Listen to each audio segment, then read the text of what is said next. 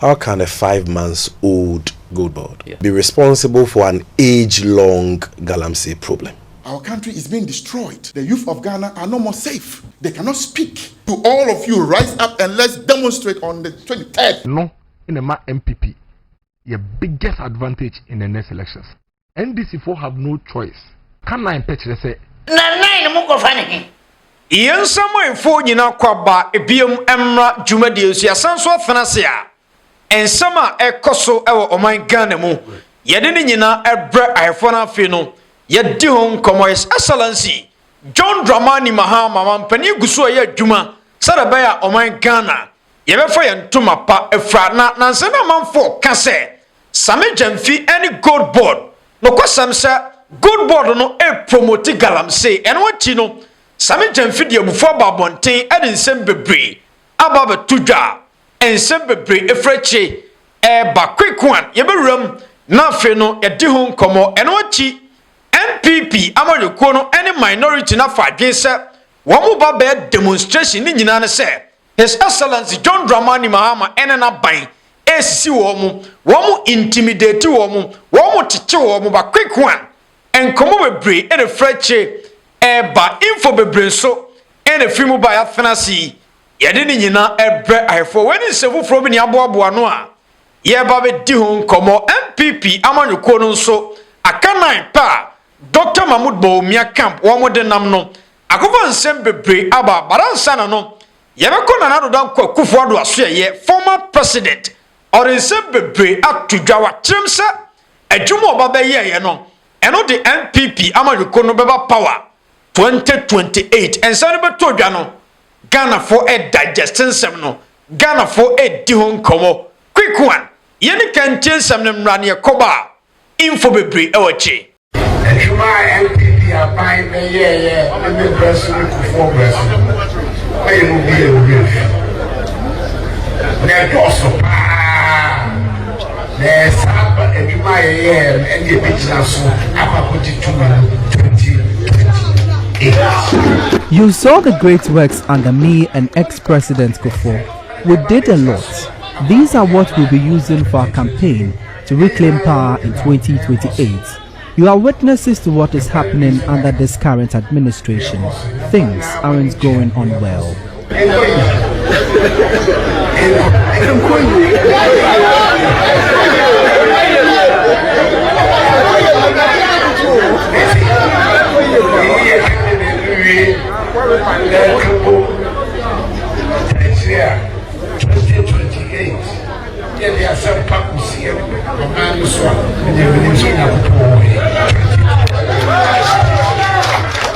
Okay, Commander.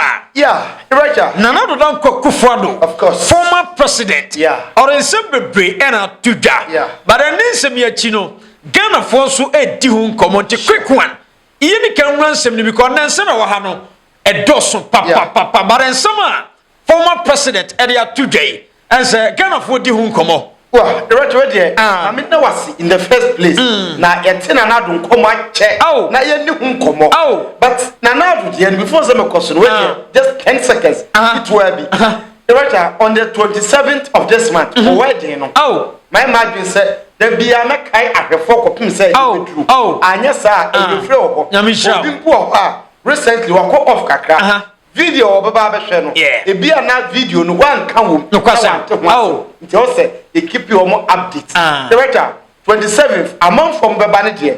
You go so a number no. E the screen so come say. Okay. And a program no e cost ofra. The man location. But omo ntimi especially a brochure for. Okay. Among for a donation. Oh. So ye ni. Ya mi shira wo.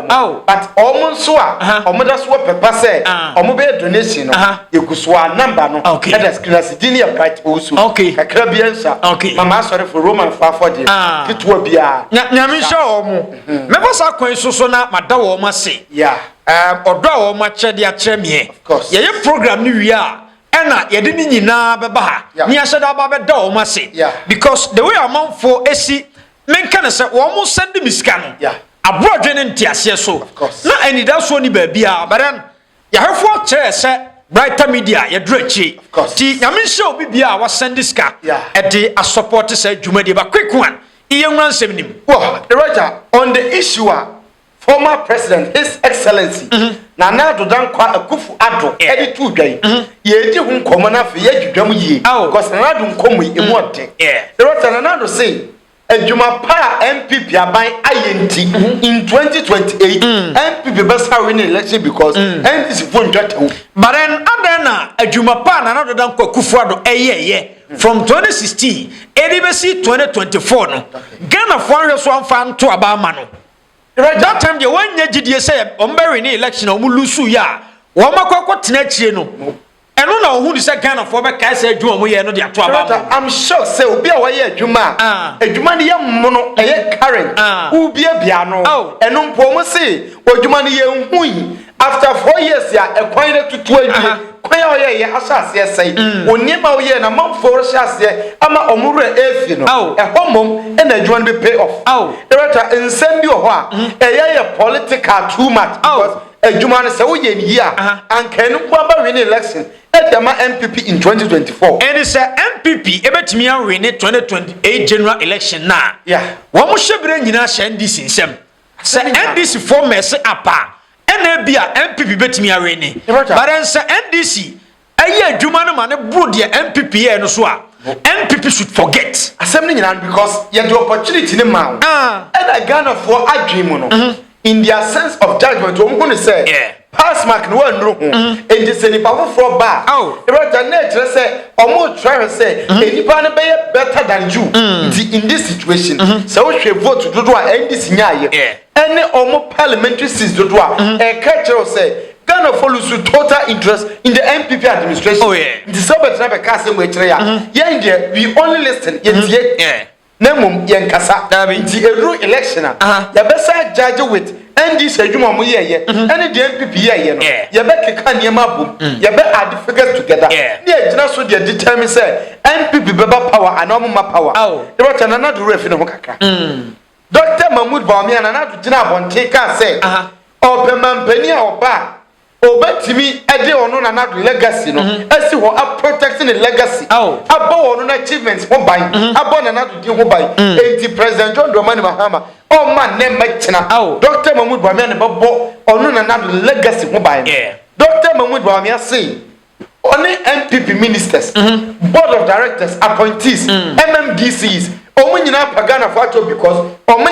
na do efeli adwuma na Ronaldo so maye yo ba o mienso say NPP na do afeli pato into mo pagana for achew say mo opportunity from so mo ye no o ye bia mu da okay meba former president na Dankwa Akuffo addo say adwuma pa NPP eboye no e san the NPP beba power 2028 and Dr. Mahmoud Bawumia so say woman ntimi anya hwe womo messy up womo say oh my Ghana enti womo pagana for nyina achew enti in this case no when I can okre right you see the bia enti e ka say within MPP the bia say entrone does because adwuma na do say adwuma no na Ghana for be so adwuma ba power in 2028 Dr. Mahmoud Bawumia so say adwuma no e ho nti omo atwam ho firi omo pachew omo nya power bia ma omunye de omuya na do biemu da na do said omuya ne ye ya no tie de omu besa ba power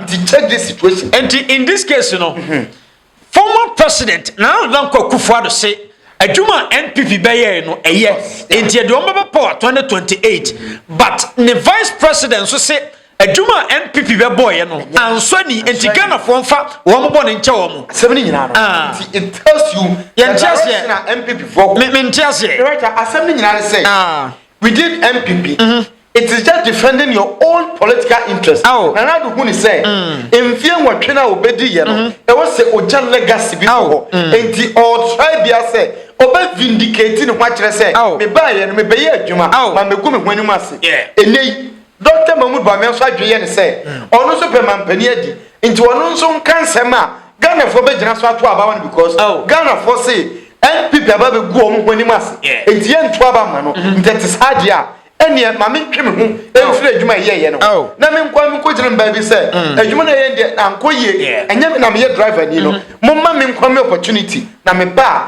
I will change things best sasa de you run the affairs of the country na niema koye ntie na na do fe eye de say one kasa vice president all join from legacy sir mo build here in 8 years right when my dear back na na do tenase na ohwe a car na Ghana din in 2016 over a little over 122 billion Ghana cedis na also refra kunya so na ye kanam over 760 billion Ghana cedis heck our boy any adwuma o ye exchange rate be obafa no be okoja no na o say wa ye adwuma e dey be baba power e ono anasem commander yetumrika because ene yensem no doson ti yemon tawtamfi ho yenko tiensem a Salam Mustafa on say NPP wo ma hye demonstration a omode ba ba hye so na ene nam so ama NPP fo na di nkomo enkomo na chi no asem bi asi eya asem be ya Ghana fo di nkomo bebre quick one yenchemra because Sammy Gyamfi so di nkomo e wachi but yeni kanche wemra. We need to stand up, we need to speak out. Our country is being destroyed. The youth of Ghana are no more safe. They cannot speak. We will not allow a government to turn us timid, timorous people. That is not the youth of Ghana. Resist oppressors' rule. We are going to resist. We will resist oppressors' rule. That is why, in a voice of defiance, I say to you, all of you, rise up and let's demonstrate on the 23rd, Tuesday. And show our abhorrence to the selectivity, the injustice, the perversion of this government. For all of us, our collective safety, that will build a better society for Ghana. Salam Mustafa NFA NPP. Okay. Na okasembi. Ose Ghanaian youth yentimi nkasa. But me no me no so de be betena he kasa. Abi kasa. Abusuapani kasa. Your voice out. You won't try to be a my so. And I dey me cho won't just here because His Excellency John Dramani Mahama. Or your listening president. It is even yet Nana no galamsey unsensem. Why me criticize omo? Of course. Obi kasa e. And tell them NPP before say a Ghanaian youth yentimi kasa. Right, I'm sure. Na Salam Mustafa. Ebeye me nwanwa say Obeto also leading NPP at this stage as our national youth organizer. No credit say in the Ghanaian youth no yesua de yate politics ase. Enti obeka kire say yentumi kasa under NDC. Me hwada bia yeso ye kasa. Ana me problem ne say demonstration na omo koye unnecessary because omo koye demonstration for galamsey o. Omo koye demonstration say John Dramani Mahama ne na ban tete NPP for me di bone eto obi a wadi bone se John Dramani Mahama ene na ban kwache se nipa no a oso kwakwa ho demonstration timi mi ni wachi.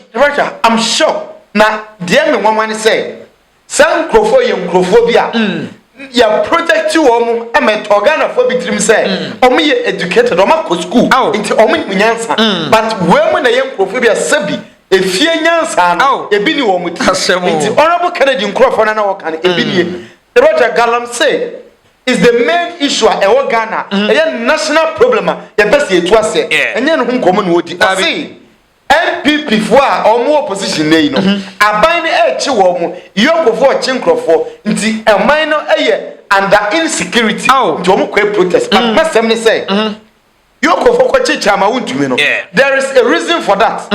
Omo aye ne docket ready a ye de ne court go to court and prove say onye kromfo ye ko beto ye chi Kofi Apalu ye de ne court ne ko prove say Apalu ye money laundering ye any problem the right NPP from come omo ni yedi ye as Ghanaians empire ho ye sem nyina ne say so ye chi armed robber ne ye de ne court na ni kromfo ntimi nkoye protest say ade ne ye nwe ye armed robber ye amachi de na court na obi agree say armed robbers should be caught na yen form to prison there and ye until say yen Ghana for demonstration yen said say NPP ne in the bond ya Ye no one carry home cross because Ghana for your interest ne say aban ne say obey big push. E ho na ye ni was a big push no. Ghana aban ne dey ko no ebe ye. Omo nkodi sika no.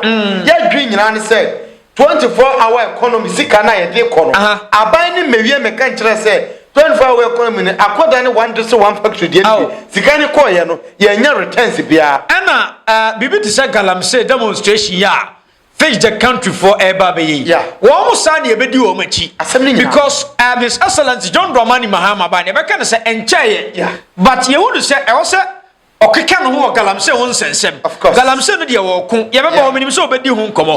Enti demonstration bi sa ne ye bedi achi. But nye demonstration ye kwakọ chichi ye kwakọ so say ye chichi akronfo. Ye kwakọ ho demonstration. Wonim bibi.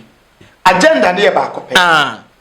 Under NPP na Nadan Akuffo anytime Akuffo demonstration na NPP from a security personnel bu protesters na omo tata na omo harass wo mo nti omo chibi to nyina but o hwe ya President John Dramani Mahama eba abamu there has been a demonstration NPP for koye ya afanyo markets punchy policy ni but o hwe ya police for no harass MPP for oman ti obia oman stop obia from protesting it oman join say any in this case ebe Ghana for trim say under NDC o say obia wo freedom obetima ye de ope that sadia yenkoye dede nti yekọ ni ye bibia enya police for so mo stop ya ni eni omo de say nti ye hwia ebe topic of the week say aban no is fighting against protesters aban ne chi wo mo but director say ukọ na police for say emfa na wo say by force obefa ho because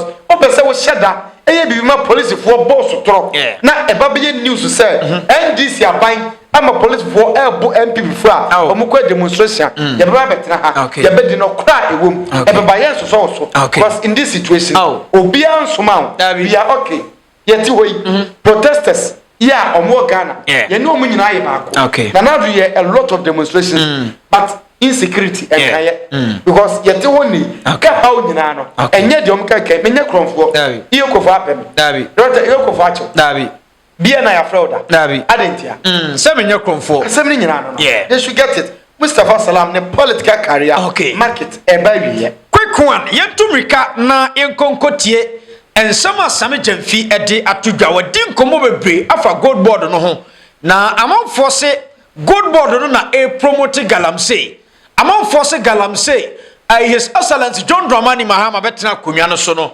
9 months nie galamsey akoso o man Ghana mu no 8 years NPP abam wo ma hu bi da eno na nam so ama Sammy Gyamfi de abufu aba bonten be kasa quick one iye ncheni nsem ne mra.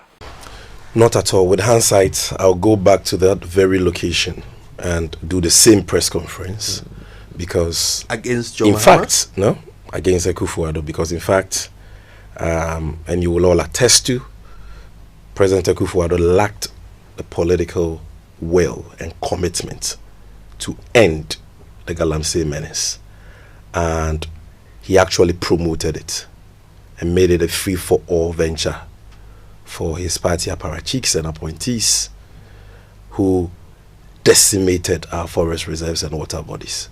And I have no regrets for the stance some of us took in opposition against his government. You see, I am proud of the fight against illegal mining that is being waged by the NDC Mahama government so far. I'm proud. I'm proud because significant strides are being made. And that is my worry about the ongoing conversation about galamsey. Very important conversation. But we are not giving it that holistic, full picture. Okay. Kojo, the country that was handed over to us on 7 January 2025 was a country that was not fighting galamsey at all. As a matter of fact, what was happening was that fighters of galamsey were being fought. Fighters of galamsey were being arrested, prosecuted, and jailed. I don't think that should be lost on us.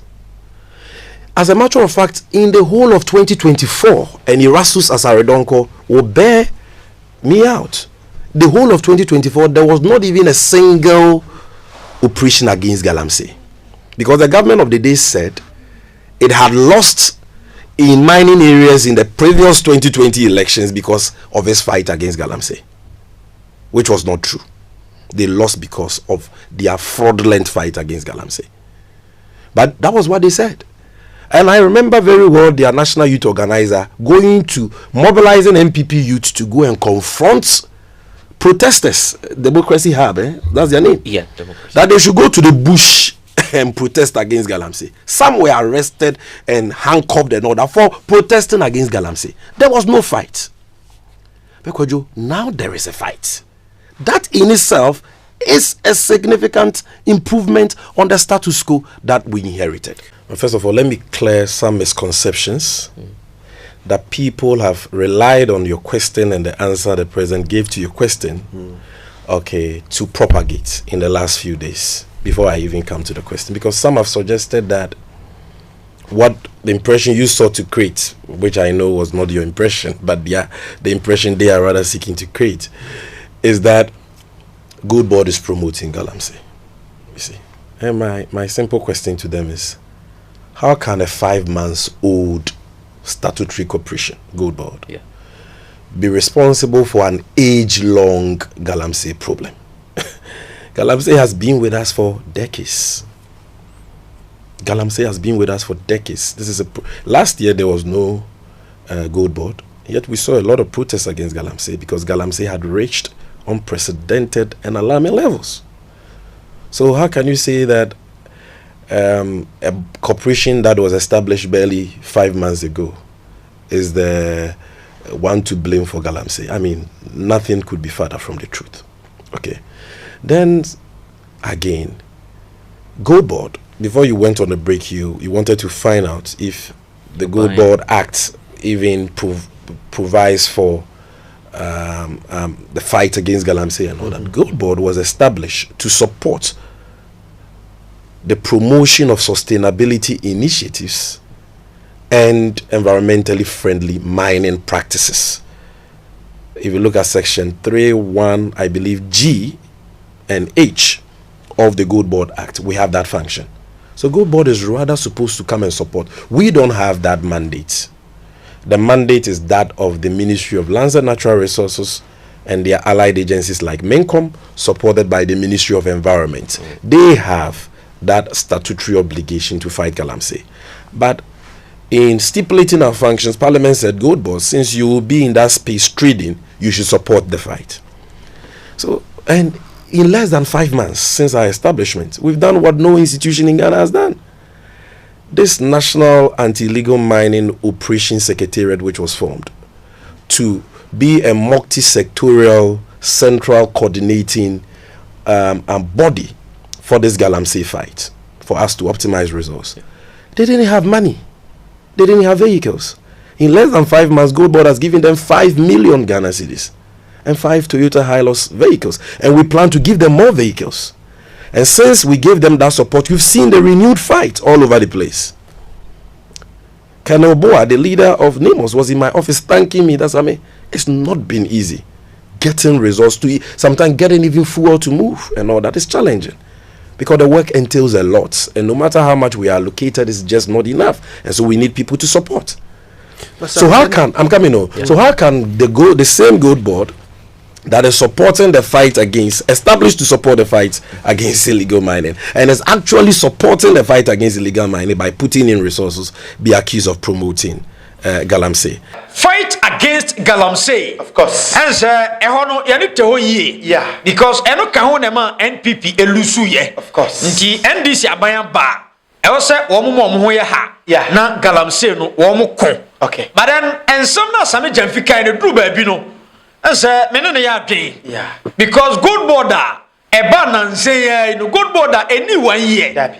Also Good Board no e promote galamsey. Okay. Na 8 years from 2016 to 2024 no. Yeah. Na Good Board emaye no. Dabi. E die na e promote galamsey no. Asɛm ni nyina no. Director winim. Say you can't fight against galamsey na. NPP for no nyama ye Ghana for. Yeah. NPP for the woman nyai because woman buy no ombe messe niema up. Yeah. Into woman de ebo fight against galamsey no a.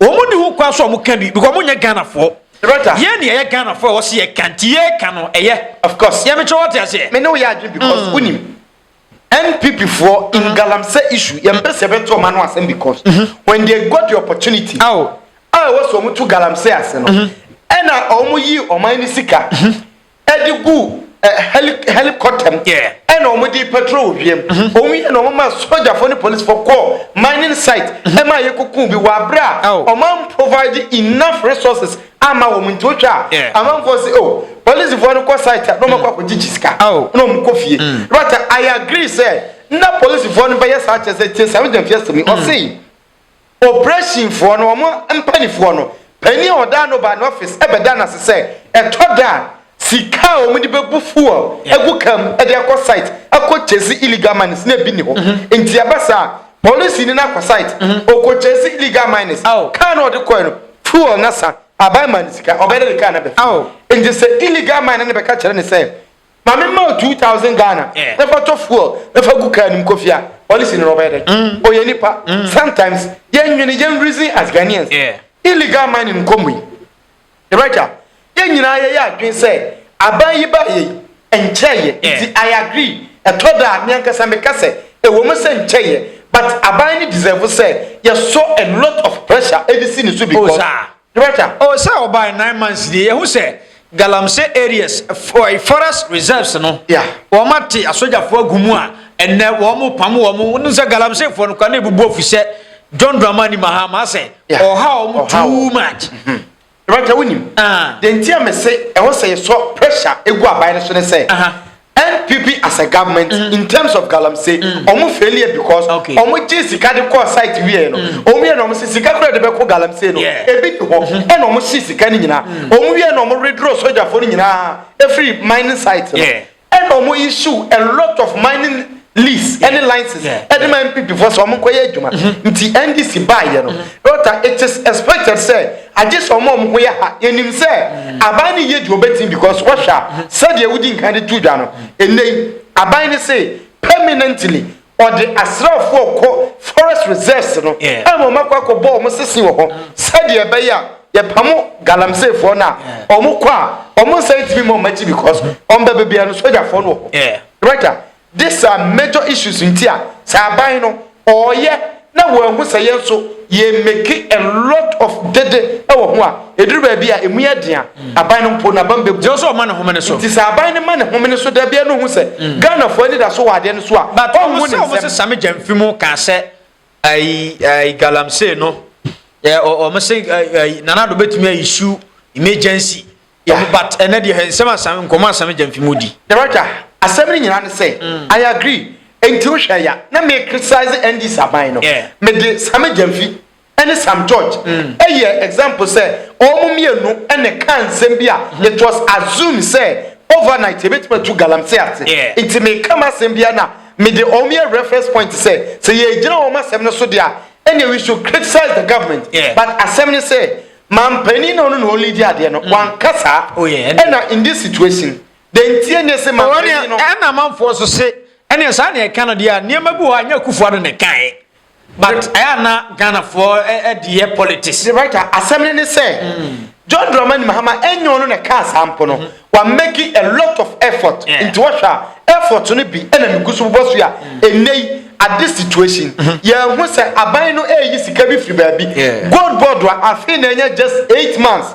8 months no yet in a match the gold board 5 months 5 months but there is no institution in Ghana 5 months ometimenya onwo abotom sika 5 million Ghana cedis e dia donate say ade bi nkoye yemfa ntu ase nti Sammy Gyamfi akra no wa sign ho office a great man no 5 months pe on sika ni fra ban ho enya ban sika ho office na nkasa a create 5 million Ghana cedis assign ato cars 5 say Yemfanko against illegal mining. The right institution bank and another NPP criteria in 8 years. A generated says kana na enya basically yes say Yemfanko galamsey. It wasn't there. The say NDC abino at this stage. The right omunya angels. They have their memphani say mistakes. But baby omudi at the end corner. Say you na support to. Na ye jetum say they are on the right track. Right ebeye because a name there has been improvement. Abina improve on the fight against galamsey. Who compared to NPP Diana? Who say ya jin crofon fidia. One infidiani nyina. NPP time. Ya J excavators. Excavators ni nyina to free Ghana. But under NDC abine. Right machine say ya jino. It is secured. And sawasha obi ntimi kwatresi gan kwaje machine no. It say be inside there. And at this stage they are performing better than NPP. But bibi. On the issue of gold board, no, person will be the gold board. Eba be frase mwimpi. Right, gold board anano ya wana Celerion Mampeni. Asuma the finance minister say, Omre Ghana na onko Ghana gold board for an office. Na onko shiadie na Sammy Gyamfi no kwanya Celerion mine. Ebe fasua omu gold bonsem no. Omu betima ye ni ye because okai kainania across the world or one institution within few time a very formidable a good board. Me asama me catch Sammy Gyamfi ni say baby our question so ye adwuma na o de onye focus no onye. Here's the case sa galamsey fight no. Say you criticize you criticize NDC as a whole. Of course. Dem try what you say. My attack Sammy Gyamfi. Dabi. Dem try what you say. My attack Sammy Gyamfi adwuma oye. Of course. And be na Sammy Gyamfi gold board obete ye. Emma kwan fa so to gold na nsen a o man no nyaska because obi ntimi nka nche me say e kwan na fa so to gold first no e yes ne because enne no to gold no a wo de beko aban ne ho. Of course. Ansa na aban na san to omutua ho tax. Of course. Enti aban no enyaska. Of course. Aban no nyaska o man kan na enyaska. But first ne de se chama wo ntumi na to gold a o to gold no a no de afa play no de kwam no ne no akoton on tua tax bi amaye. Of course. No akoje sika twetwe di agunu botom enti mimi hu ni se eno nti na amanfo nso afa adwen a on peso o criticize Sammy Gyamfi na bambu e wo gold board no ho enti mana bambu onye focus no onye adwuma no se Ghana for ye criticize ya ye ba criticize NDC as a whole ye ni gold board nkwansi ho ana de me che won jase it was na woni bi and some no mo kan Sammy Gyamfi emeki 1 point bi a entos mo bro so o say among for see gold board and ama galamsey because so mo na promote because gold board no ade chia na Sammy Gyamfi aba say manti we yakoto gold dudu say nti na ye galamsey for ne de na omu tu kase but the point is galamsey no gold board no maye no na galamsey Ghana ha no omu tu gold meboa gold no na ade chia me ete so mo say omo tu gold omu nya obi manento what is say Ghana ha ye tu gold ye nya atofo every single time gold ne nso to enti washa galamsey for ni bi kura complain say gold board ne ba ye no ama gold ne bo no aba from especially dollar no e ba from no ama gold ne bo aba from nti obi obeka say gold board any Sammy Gyamfi ena e ma galamsey for ni hope ena omo don to gold on kan okre e ye political ye tro selfish interest et say de wo kan say kakra omo koto na omo benya na enei emma biem no eno na emma omo ye with right before say me wie no there is one solution ye po say amama galamsey asintu da right ahemfani omo Ghana eno so ye no kre enka ba said you kan no see e ba o kan asasem of course and am say me no ya adwen also mo ni ahemfo ne kasa instead of say you better declare state of emergency ahemfo ne mom should declare state of emergency Ghana ha asasi bi eda ha bia no ohene ene di so enti sa ahemfo ne decide say yen ne ya ahemfo ansase ne ye dia enti ya adwen say yempe illegal mining no ye kromu bi enti yen ahemfo no ye to na mon ya announcement ye gunsa ya akantam kese agunsa ase no so say yempe illegal miners e wo ya saso so bi brother I'm telling you say galamsey eto betwa para seven nyina ne say ahemfo no they are more than politicians omo so je kakra omo didi e ho na problem ni nyina wo commander ketwa bi yenkotie nsama miracle saboaje ede atuda na ekoba minimi se abigije nso begina so na odi edi nkomo akana pe no wakasa fa ho na okasa fa ho no NPP amanekuo no ebi mu onam Kennedy akomfa kwa Japan brane champion mu ene adutumu atitafo no wo mu buofu papa quick one yenchemra ne koba yebeto adwumadi ni so. So now no it has been established say in Ghana no it has been established say we are first time and now ne obi a wako bi pen ekwa o chances of winning no low. They wrote him ye chances of winning no low. It means that be a bit winning. But probability say obet to be lose high than say winning. And no in the MPP your biggest advantage in the next elections. Yeah, the Dr. Mahmoud Bawumia could be penny. Of all the candidates almost running for MPP flag bearer no, Dr. Bawumia penny the power running presidency penny.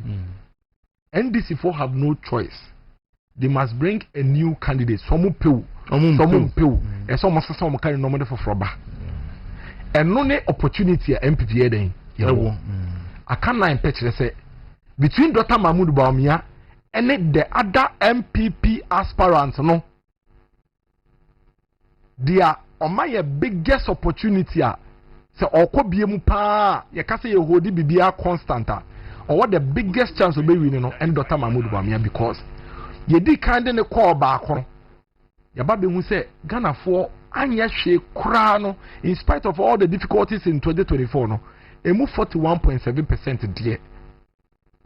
Almost shows say they believe in Dr. Mahmoud Bawumia's vision. Okay, now listen to this. The other MPP aspirants no mope flabera no omumu bie ni wa wako election we be paying. What it means is that Okwa ebi obetwenya 80%, ebi obetwenya 90%, ebi so obetwenya 5%, ebi so obetwenya 20%, ebi so obetwenya 25%. But Dr. Mahmoud Bawumia de ndie enye ebia enye assumptions ye de na kopen Okoye no onya 41.7%. Etiti ha between Dr. Mahmoud Bawumia and the other aspirants the others are going to look for test and see if they can get a 50%. But Dr. Bawumia ne omono de Onono wako bi denya 41.7%. Aka 9% per.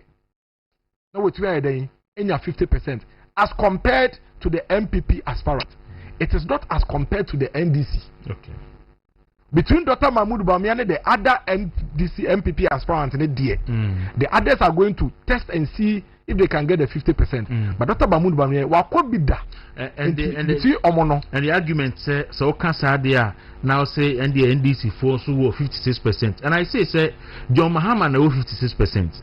And Bawumia 41%. And John Mahama is not going again. Mangasa MPP of 41.7%. Say Dr. Bawumia. Exactly. And you say Mahama is a contested BODR. Then you say Mahama took it 56%. And you know some crowd. But today Mahama is not going again. The candidate. There's a reason why parties really candidate. And this is the other candidate. Oh no, me we are doing. It's open so we general. That argument is flawed. The NDC candidate no so zero.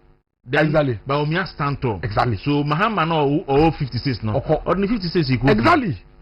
So I just say, no matter how you do the analysis, Bawumia the mere fact said Dr. Mahmoud Bawumia could be there because he the rule Obia Okoye line to Obama Dr. Mahmoud Bawumia in 2024. The chances of between us and to Obama the BME higher. Yeah. Than so between yeah. It doesn't mean so automatic or better man. No majority chances no higher. Yeah. Okay, Commander. Yeah, Roger. Miracle Sabuaji. Of course. MP for no message wo say this time any message we na Ghana for here. Okay. And I am sure won't say. Ebia only MPP delegates and e din komo. Yeah. But only MPP delegates na e din komo kwa no a 2028 omo koyi omo candidate no a obejinem as MPP flag bearer. No only NDC ni no e dia ba be sie ni. The obere ne no oba be di Ghana so. Enti e was ye hwe say both parties no omodi ni papa beba. Okay. Let me try what you say. Aha, but then and some miracle Sabuaji edi tudwa no. Obi beka say abanim. Roger, hwinim. Am before hwe ya. NDC edi new candidate ebeba. But 41% na wo munyan no. Wo mo hwe ya wo munya 41% ni biem. Ebe ko be 25%. I agree with you. They say me bisa say criteria ye de to aba. And say ye pe obi a na dwemu da obetime bu o man aye ni yie ana ye pe obi a wagidi That is my question, sir. Any MPP should go back to or more party. No? Yeah. Now, because at this stage, say a home miracle sabwaja. Only Dr. Mahmoud Bawumia campaign time, you know. MPP general platform be as well. Or no opportunity or casa be branch will be ano. Sana Junior and say MPP the assembly collection da. Into automatically wajidi or a popular. Yen finding copy. Nemum enye joni me juma dia. Any MPP has a long way to go. Oh. Because a basa Sammy Gyamfi near, I will try to make sure say every single means be a say papa say bonia. Me di bedru sura. May popular, no election the piano. May you say they will continue to maintain me, complete say maybe election and son of a Fusini Mako. Yeah. Director, Marcos Abbott was it date on the Juma. He's getting everything wrong. Sir, almost say about 56% now NDC Enyayeno. And NDC vote. A John Dramani Mahama vote. Okay. And MPP Dianu so Munya and so MPP vote. A Dr. Mahmoud Bawumia vote. Okay. And decide ya, odia wamufa Bawumia. Na NDC for so and shed ye may not 2028 in Nuru. Near Shadi. Because I'm sure. I want to about a vote no. And your candidate in India. A party in India. We all agree, say, candidate no. Or the section of voters be beba. Yeah. Not the running mate, Edeka Kraba. But overall, party ni vote as to change Opia. Oh, Bebre. Matter ni Bakro. Bebre. Joshua within NDC. At the time, Professor John Evans Atamils. Rata only Nana, my friend say, let President J.J. Rawlings here. Kunadwa Jemai. Over contest, no. Everybody thought say, Kunadwa Jemai, a popular pa. Because ni kuna te party, ni only kunudia. Or train who friend this mono. But the ever seen any party no anye ye. Oh yeah. Na alam kwajo chemati so no a popular MPP pa. But ote no hono 2% kwase wenya. Enti wo hwe ya. Enti e party no. Enti party no because Alan dey in 2007 and 2008 MPP election, MPP primaries. But Alan and Nana Danko Akuffo Obia meeting yonko because a call runoff and Sana actually Alan Eba Bejem. Until now MPP so beka say any decide Alan could half of MPP party no until any away. Oh. But sometimes you reason, you use your logic, you use common sense. Now you need data same because say you can say a kind of cry. Any NDC, how many parties, how many first timers every election? Yeah. Because J.J. Rawlings in 92, now when you say democracy, it was the first timer, into a first timer in democratic era. J.J. first timer in democratic era. Now even 2012, first timer. Because I know you have a second issue, no. Professor Mus, President John Dramani Mahama was a first time already against Nanadwa. Now we call election, I call runoff, and on any question. But Nanadu Lucia, into question is Nanadu called 2008. Obisubaka no a vice president. Anna Atamas Ewi over to us. But then you can't say Dr. Mahmoud Bawumia a vice president. Director Assembly Dr. Mahmoud Professor Moziwuyano. Now John Dramani Mahama Podie was the vice president for just 4 years. Yeah. But with just 4 years, or the election, Dr. Mahmoud Bawumia was the vice president for 8 years. Why popular? At the time, said John Dramani Mahama popular. But election went and aside that, now 2008, the vote on Ekutano. Or 2012, and so the Oshegui take the percentage. Oh, the right realistic. Now you are in Trone Azabi. Okay. Obi on the political interest. Okay. And you're more cup of tea. Okay. Young fancy na fe a big J and so a big thing say na yan a quick one. A big na boko de. Amanyamya me holding papa. Oh dear be day. And simple brain e koso and simple brain so ne di ho come quick one. Minim baby abesta tefi and abesta tefi baby wie. Oh sinama me ya de we. Me mbo ahefo abaso. O mamu edi chede no eba wo edi no me bo ma baso na me srama me say mu ye ni stop papa ye ni so eso emblem na the black no cinema the black no o hu say ahwefo ye modo no mu mani gi no ho ne ye show ma wiase ina hu say the black media for ahwefo mu ye good mu da so ye good me hu dia mu ye aman until the brother there was say million times 5. Omati. Nyam go pon chira said obia embrasa na deno yabama mu hu say dia mu yi aso ye ni sinamai Video. Yanko adwuma no so Na obe start fi miracle saboaje o. Because former president Nana Akuffo Addo. Wakasa o. Mame ko mreka boache. Wia na maba president Nana Addo ho. President Nana Addo. Former president. Former president Nana Addo. Wia na maba no so. Miracle saboaje akasa. O se aka na pe. Na Dr. Mahmoud Bawumia ene betumi defeat NDC. Kwekwani nwuram. Sinama no what he. No what he. Untumi. Anti sana baba no. Say mame nka pre. Bawumia ntimi mfa na bia nyu ho. Abegi say. Na mo na wo he. Tie. NPP for ni yina o. Ane ya kan na bia o. Yina nka na NPP for bia nyu ho abawumia no nkofo na kan na no. NPP for ya adwene da ho. Wo ye kase ye nanya.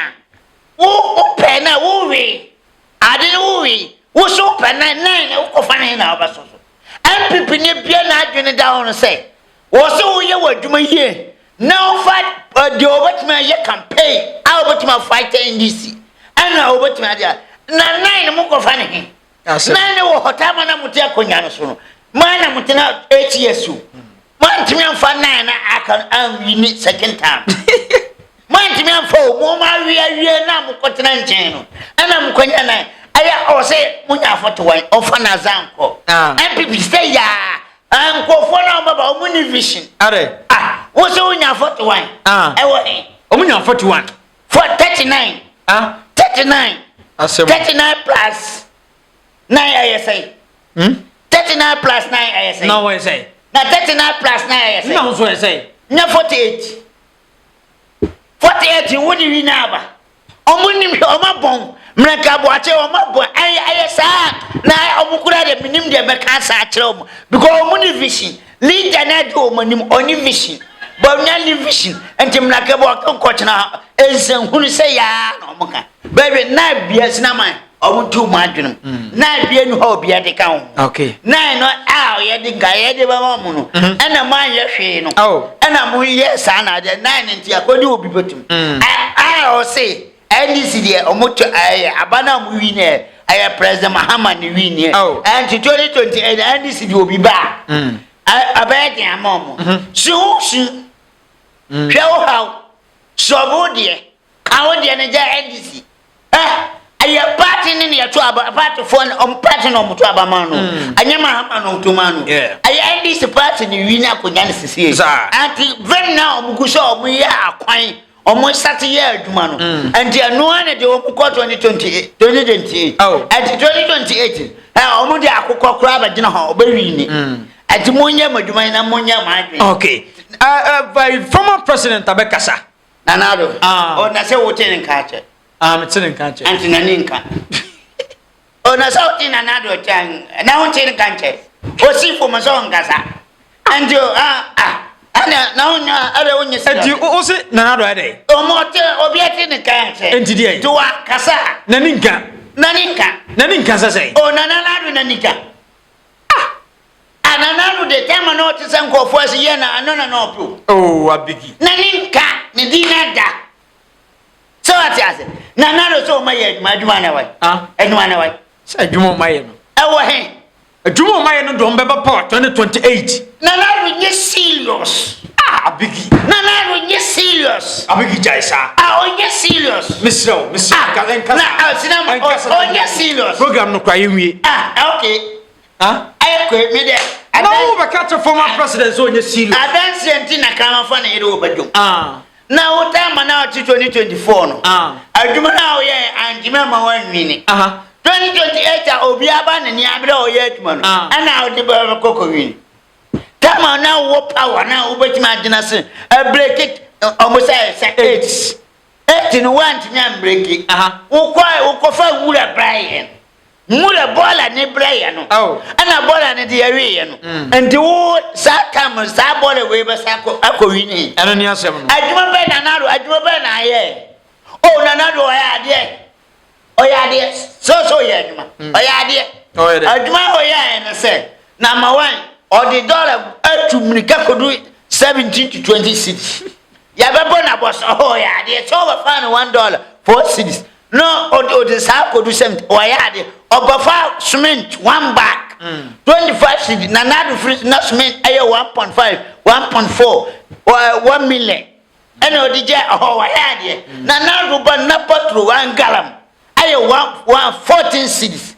Nanado free not put through echo do 100 cities. Oh, and you are my bonabaso. Why are you so they gonna Johnny? Na ka Jumadia, who president abayi na wa pompa na naido ya number 1. Hey.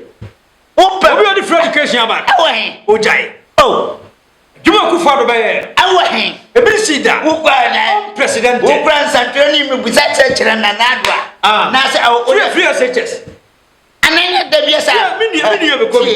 Me nua ba kwa ko free SHS. Ba ko so be ko. Ana de. Who crowd yan ko bi. Ana de. Who nua ko bi. Me nua ko bi. Ana de. Ana we yi. Da ana de. Ana de. Akoya Akuffo do aye. Away. Ghana nyina ukrom kwan abia kam ukrom kwan ma se ukrom kwan bi nka me no nche se dabi o maya na o munya ye but o aya kwan awo he Ghana nyina na MP kura kwatena TV so kwatena ayese ye bisa MP ye de na moye ya o se free access de to so a budi ntimi nkasa afa free access na kata bibia so awai I think man can say some way, I know that the boy in 2020, and in another anchor only vision, and Tino de Bonabra NPP or Hawa Atuya Sano, and in another can we not room. No baby near penny papa what partner. I'm a partner and also. Nipper what my boy NPP money we never. I was my casa, or do not how you compare bones I had. I honor can Japan.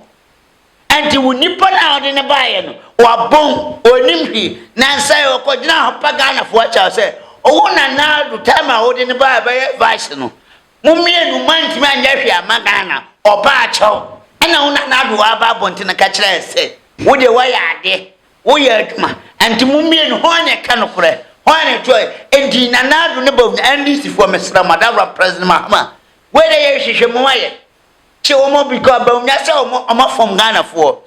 Or my Ghana for bonnet or Pacho. Now the Subayano or say, why yet, Juma. And the Shabby as he cannot with cold woman. And the end Mahama Miss Slow.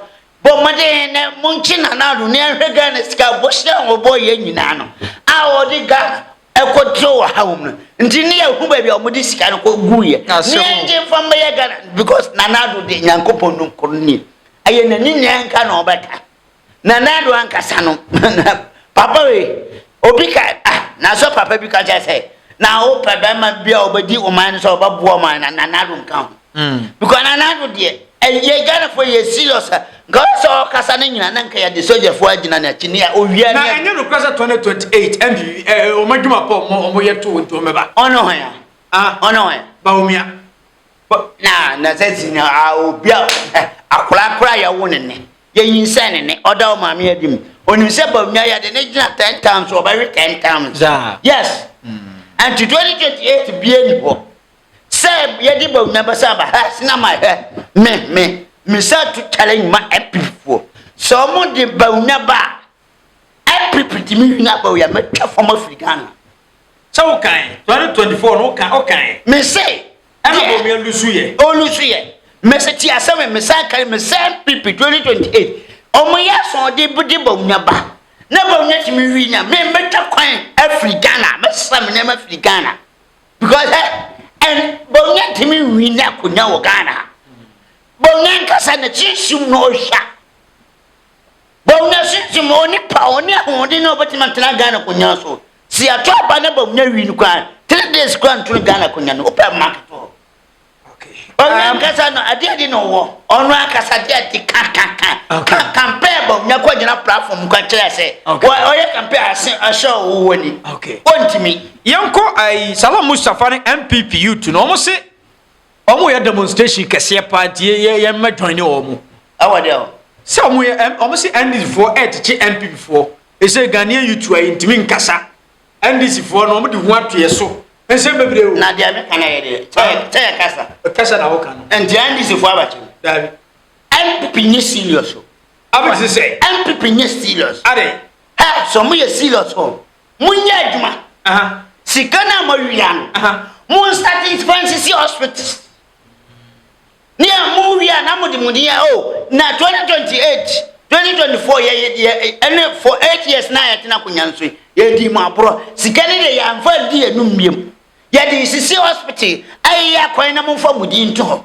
na mo mpa mahama no fasad akwan bi o ha on fa mo na mo nge na mo nge nsanhuni nkwase asem na mo di no platform bi so we nyansa ni bi no abetena ho kan ta nsanhuni we sinema and me youth and this in chemi because man sika me fa man sika me fa me sabe kum ni fa anwia o man sika ana ni sifo en kan kire gan for se mamu nkasa anti mo kro no na mo boy no mo awina mo wie Ghana ro ene so so mo da ye no mo ba obetena sika ndi mina me tese Muhammad o ntimi machemi because me wie o man sika and man kasa mo he o man eni sifo ache o mu aye Muhammad be aye campaign 2024 o ka che se oba akonfo no wo wie sika no ono no Muhammad shaga na fo bose obache o mu anti Muhammad ye bose hene o shebo odisu o nke kan Bible o so ochiri nkwase afo bose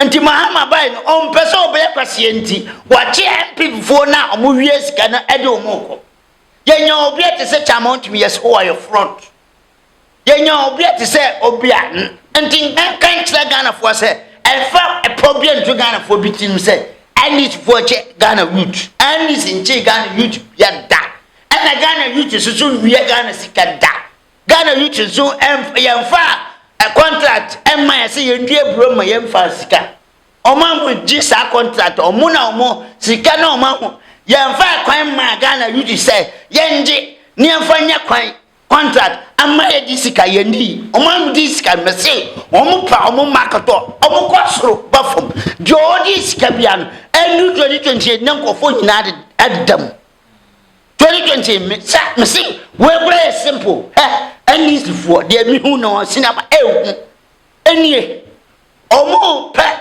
alo e force o mu ye good a o mu di kwagina quarter o mu body was fine obowa me say asama me kai me say me nka ma say o kasa ma ndisi me nka aye nukura na me ka anye nukure this for prepare aloye anye nukure don't go to the hand pipe no this oje nkofo asam anti me ka kira NPP ni say na nadu person wa wudi sika no tumnika no fa koma mahama no hu mo anya sa sika na ba bia shebia mahama baje mama mahama person o set record a bin si da okay so o ma on wia Ghana sika no dia afri akonyanso o yes ade e da hot training man na nanam ti mahama record ndi o tibi obi anchi youth ya cho davi ya cheme davi ya chi commander davi si en sika davi ti musika na mo wia mo mbo film mono mbo dem mono okay